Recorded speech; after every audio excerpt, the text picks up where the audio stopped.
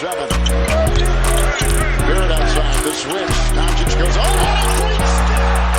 And then he hammers it home. Broke his ankles. What's going on, guys? Welcome into Clutch B-Ball TV. I hope you guys are having an amazing day or night, and today I'm going to be breaking down the pre-draft process of RJ Barrett versus now. So far, how he's done in his NBA career. It's only his second year. We are going to put into account that he's only 20 years old, and he still has a lot of room to grow, and he may actually end up improving, but not like he's going to get any faster, not like he's going to get any more athletic. If he does get better, it's going to come to his basketball IQ and really improving and learning to play at the right pace on a consistent nightly basis. Let's get into the comparison of the pre-draft process of RJ Barrett versus now. How much has he gotten better? And no further ado, let's get right into the video, y'all. As RJ Barrett was ranked as the '1 player coming out of high school, and no, it was not Zion Williamson. Zion Williamson, actually, it took him a while to actually develop into his own. This man was literally 5'9" in the 8th grade, and he ended up having a big time growth spurt as a year later, or from his 8th grade year entering his freshman year, he ended up sprouting up to 6'3".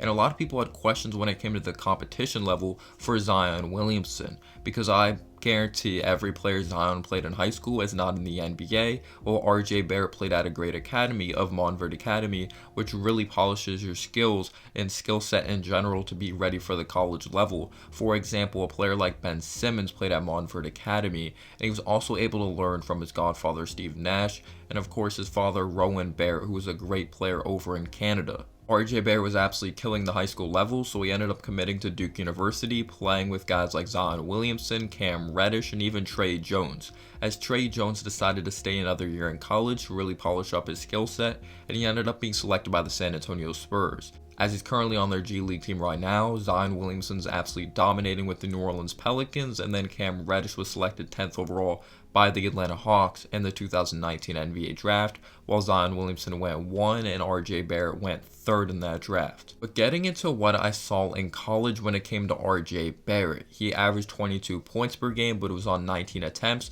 He shot 6 threes per game. Don't get me wrong, it was on good efficiency overall in general, shooting 45% from the field, especially on 19 attempts. That is impressive. But from downtown, he only shot 30%, and he only shot 66% from the charity stripe.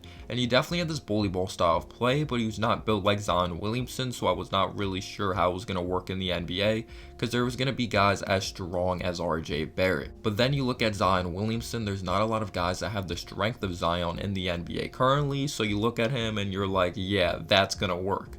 But RJ, on the other hand, sometimes he tries to force his will at the basket, and it doesn't always work, especially if he's just locked in on driving to the basket at the collegiate level. He did not really recognize the defense collapsing and recognizing when to kick it out to an open man outside the perimeter. This man was really locked in on scoring the ball. But yes, when he let the game come to him, he was actually a very solid playmaker in the open court. But he had a very stiff, interesting style of play. He was not very fast, but he was pretty skilled of having good body control around the basket, definitely learning from his father and Steve Nash, and just being an overall good listener, listening to his coaches such as Coach K, and of course his great high school coach at Montverde Academy. But the thing with RJ was, like, if he's going to be a good player at the next level, it's definitely that he has to be smart and he has to have an open mind, because he's not the fastest. He's a good athlete, but he's not a great athlete. He's not a good jump shooter, so it definitely comes down to his work ethic. But the good thing is that RJ does have a good open mind, and he's one of the hardest workers coming out of the 2019 NBA draft, and currently he's only 20 years old, and it's only his second year in the NBA, but shout out to Buzzer Beater, he did suggest this video. Definitely the concerns coming out of college was his jump shooting, his handle, his defensive consistency. He had a lot to work on, RJ Barrett. And some people just thought he was a straight up black hole who was a selfish basketball player. But yes, you just saw the handle needed a lot of work, and you definitely saw the jump shot needed work. And when he was locked in and had good footwork on defense, he was a very solid defensive player. And at times as well, not having the greatest of handle, he was able to be ripped pretty easily in certain situations, so he was averaging 3 turnovers per game, but he was the leading scorer at Duke, so he actually had the ball in his hands a lot. as sadly their season did end based off of an RJ missed free throw, which really put the game away up against Michigan State in the NCAA tournament, as he had a chance to tie the game, but he ended up missing the first free throw off the back rim, and the second free throw, when he intentionally tried to miss, it actually went in. I swear that happens every game I watch, not of college but just the NBA. They intentionally try to miss it, but of course it somehow goes in. But the things I was really impressed with when I watched RJ Barrett was his ability to not be scared down the stretch, his willingness to get rebounds, his consistent motor. This man never let anything faze him whatsoever. His confidence was absolutely insane. It's crazy because this man was the #1 ranked player coming out of high school, but then you saw the things that were really scary and they just absolutely scared NBA teams away. Like I said, his handle, not being able to consistently create off the dribble, his jump shot, just he had a lot to work on, especially when you saw a guy of Zion Williamson who absolutely dominated. Then Ja Morant came onto the scene with his crazy court vision as well. Getting into what NBADraft.net said during the pre-draft process about RJ Barrett, as they said as strengths, he's a lefty 2 guard who plays the game with a lot of determination and energy, which still goes on today in the NBA. He has excellent finishing footwork after gathering dribble with the Euro step and hop step, which I've seen sometimes in the NBA as well, and side steps that he uses to weave around defenders. Yup, that is something I've really liked coming out of college. It was definitely his body control. He's much stronger than his frame suggests. He's aggressive, physical, creates contact, and draws fouls. Excellent craftiness as a finisher and finds ways to get defenders off balance. Great body control in the paint, nice runners and finger rolls in close. This is something that kind of translated to the NBA. He literally has no touch whatsoever when you watch RJ Barrett play. He's starting to add that floater back into his arsenal from the college level and high school level. It's not really consistent. Sometimes he has a bad shot selection when using it. And the finger roll is something that you see there and there. It's not on a consistent basis. Sometimes he just goes straight up strong. That's something he likes to do most of the time. But it's just crazy to see how RJ Barrett's finishing isn't as great as it was in college. Sometimes you just see him miss point blank layups and I don't understand it. But then you see him make just the most difficult, physical, getting freaking hacked, fouled types of layups in the world. I don't even know what I just said. But yes, he gets killed and makes layups. Good with use of pivots and utilizes fakes effectively. Has a great first step off the catch and against closeouts. He's fast in the open court, often beats several guys in transition. And this is something I absolutely love about RJ Barrett in transition. He may not be the fastest, but he definitely does have a Euro step in his arsenal to really create separation and his ability to get to the cup. He's able to fluidly change direction going full speed. He has a high basketball IQ, gets to the open spots on the floor. He may not always make his shots when he gets to his open spots, but he definitely does do a good job getting there. Moves well without the ball, runs the lanes in transition, moves into passing angles. He's an instinctive type of scorer who finds gaps as a driver with great pacing, hesitations, and moves inside. He's 6'7" with a strong frame and good length, a prototypical wing, quick twitch, changes direction on a dime after picking up dribble, plays hard, loves running the court, timing and positioning as a rebounder, I agree, size and quickness to switch multiple positions defensively. And yes, he may not be the greatest defender, but he's definitely been improving, and his length definitely helps him out on that side of the ball. Moves his feet well as an on-ball defender, good lateral agility, hard to keep up with him in the open court already, but strength makes him easy to brush off defenders, which is definitely changing the NBA. It's still working, but not as much consistently at the college level because he's going up against grown men. With no pressure on his handle in open court, it's really fast changing directions, improved vision a lot over the past year, good recognition, and unselfish. Doesn't get out of control. Decent shooter off the catch when his feet are set. I agree when it comes to RJ's jump shot, it's definitely not the greatest, shooting only 31% from downtown, and overall his efficiency starting to dip down once again this season, but when his feet are set and he has consistent footwork, it goes in. Now getting into the weaknesses of RJ Barrett coming out. May have peaked to some degree in high school, as he was clearly the top kid in his class as a senior in high school. Outside shot lacks great form and confidence seems to waver. Good athlete, fast in transition, and can explode in space, but doesn't necessarily play above the rim or have great explosiveness in half-court situations. I agree. He's really tough at getting to the basket. I'm going to say this right now. Good thing he has this NBA-ready type of body he came in with, or he would really struggle if he was very skinny because he's not a fantastic athlete. Needs to improve his ball handling to become a more efficient half-court player, I agree. He's left-hand dominant, looks awkward dribbling or finishing with his right. That still could be the case. He's gotten better finishing with his right, but it's still awkward to see. Could look to take advantage of his physical tools more defensively and create more turnovers. Poor ball control, handles high and loose. You could say that's still the case, still needs a lot of work. Struggles to make passes off the dribble, poor shooter off the dribble, and has relatively slow and inconsistent release. Needs time to get it off cleanly, not accurate with his passes, sloppy ball placement. I agree, of course, most of the time, like when he does have sloppy passes, it is when it's those cross court passes which you should not be making. They're not really accurate. I would say they're accurate when he uses his bounce passes. If he gets a defensive collapse and looks to kick in the corner, it could be a little too high or maybe too much to the right, if you know what I'm saying, or too low. Yes, he's not accurate with his passes. Sloppy ball placement, can get caught up too much in playing hero ball and get tunnel vision trying to create and not looking for teammates at the end of games.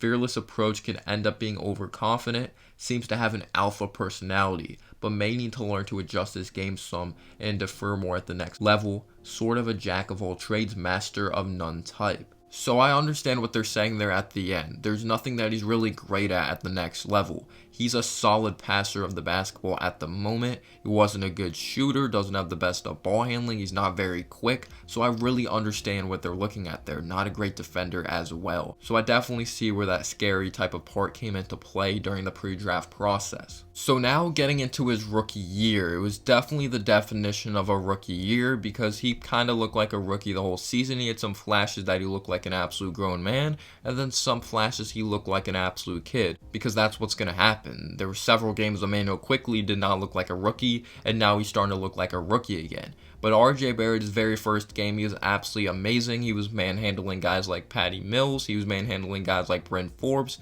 down low in the paint. And he was even knocking down his threes from the outside. But you have to keep in mind there was not much film on him.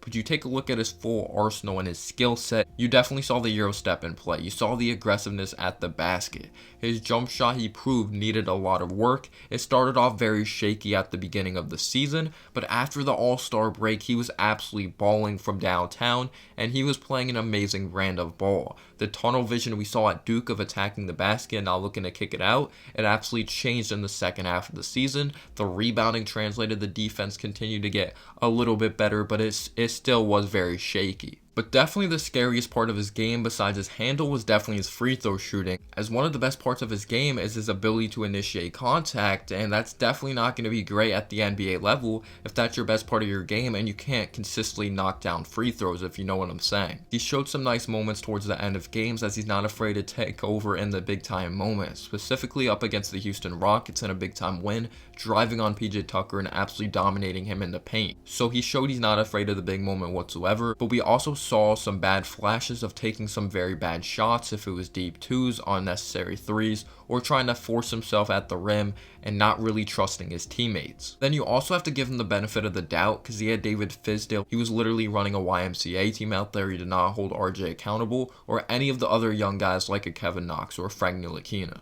But at the end of the day, you have to keep in mind, this is a 19-year-old man. This is a 19-year-old man. Like, he had a lot to work on coming out of Duke. We were very aware of his flaws, but it was very nice to see some upside to what RJ Barrett can bring to the table. Things I've seen so far throughout his NBA career is definitely his decision-making when passing the ball. He has to be more decisive when he sees someone open or just not making those simply terrible cross-court passes. It's like, I love that he has the confidence that he thinks he can make any play on the floor, but at the end of the day, it's just not a smart play. Yes, you saw how there was improvements throughout his rookie year, as he literally started off shooting like 45% from the free throw line at the beginning of the season, and it was amazing to see it go up to 61%. Don't get me wrong, 61% is still not good, especially someone that's a wing in the NBA, but he definitely showed improvement from that department and even from downtown in making good decisions or better decisions of when to drive and when to kick it out, letting the game come to him more. But again, it's a part of the rookie process, adjusting to the speed of the NBA. Now getting into the 72 game season, we also have to keep in mind he only played 56 games his rookie year, so he's finally gotten past the 82 game mark and he's not officially a rookie anymore. So you could say he kind of finished up his rookie year and he had a brand new training camp with a brand new coach of Tom Thibodeau who's absolutely no nonsense. But getting into the season, I believe he's only played 32 games so far. He's averaging 16 points per game, averaging 6 rebounds, 3 assists. He's improved from the charity stripe, shooting 73%, 31% from 3, 42% from the field. As something we're really not going to talk about, but I'm going to talk about it real quick, is we have to realize, like I said, he's not going to become a better athlete. He's not going to get any faster. So it's definitely the mental side of the game that he's going to have to work on. So yes, he is better scoring the basketball this year. I would say he's a better playmaker. He's still rebounding the ball very well, and he's really improved from the charity stripe. At one point, he was shooting 75% from the free throw line, but for him to improve from 61% to 73% is absolutely amazing. He is one of the reasons that we are contending for the playoffs. At one point we're in the playoffs, now we're the 10th seed. Don't get me wrong, Julius Randle is the big time reason, and RJ Barrett still has some very big time inconsistent issues. Some people could say it's the spacing of the floor. We also have to realize with RJ, he's not a Luka Doncic type of player. He's not going to be this culture changing number one option of the future for the New York Knicks. If he is, he has many years to go because he has a lot to work on. Because the best players in the world play well no matter what their surroundings are. Yes, he is shooting 1% lower from downtown than last year, but again, we're only 32 games into the season, and he's upped his percentage in general from 40% to 42% from the field. He's starting to use that floater more, and he's starting to get to his spots more from mid-range territory, which I like to see. I like to see him taking less threes, and he changes his mechanics from downtown. It's kind of slower, but it looks smoother. It's very interesting, and they're still inconsistent mechanics. And the turnovers are starting to go down, which we'll see what goes on to happen with that. There's still plenty of games left in the season, as it's not even All-Star break yet. But I'm really interested to see how he's going to do with another point guard, as Elfrid Payton, you literally watch Knicks games, it's like he absolutely hates RJ Barrett. RJ Barrett's wide open on a cut, Elfrid Payton does not find him. RJ Barrett spots up, Elfrid Payton does not find him. RJ Barrett, though, has a lot to work on to be a good NBA player. His handle still needs to get better. You see it get sloppy in the open court. They were talking about in college how it was even solid in the open court, if it's the physicality in the open floor and fast break situations or what, but he still has a lot to work on. But I really don't think RJ Barrett's going to be a bust. I don't see him being an all-star. I see him being a very solid player for a long time, because I think he's going to make sure that he doesn't suck, because he has such a great work ethic, and he's his father to help him out, and also Steve Nash. Even though he is the coach of the Brooklyn Nets now, so he probably does not want to help out the New York rival, even though I never thought it was a rivalry, the Brooklyn Nets and New York Knicks. I think it's literally just a fan rivalry. Spencer Dinwiddie, who really cares? As another interesting thing went on to happen as Tom Thibodeau stopped playing RJ Barrett as much towards the end of the games. My mindset with that is I get it, Tom Thibodeau probably does not trust him down the stretch of basketball games, and that really showed in the Golden State Warriors game where he was just absolutely abysmal. But you could just tell he did not have it the entire game. He did not let the game come to him. But it's the consistency of letting the game come to him. But he's definitely gotten better on defense. And he's also gotten better at picking his spots and letting the game come to him. But it definitely has to be consistent. And like I said, Tom Thibodeau may not trust him. He's going to play who he wants to play down the stretch, who puts him in the best position to win. But you got to give someone like that experience because he's only 20 years old. It's very important, but I get it. We're kind of in the position to make it to the playoffs, so I guess he doesn't want to risk anything. Let me know down below your thoughts and analysis on RJ Barrett. Do you think he'll be a star or just a very solid player that can contribute to a team for a very long time? And as always, guys, have a humble day or night. Peace out, y'all.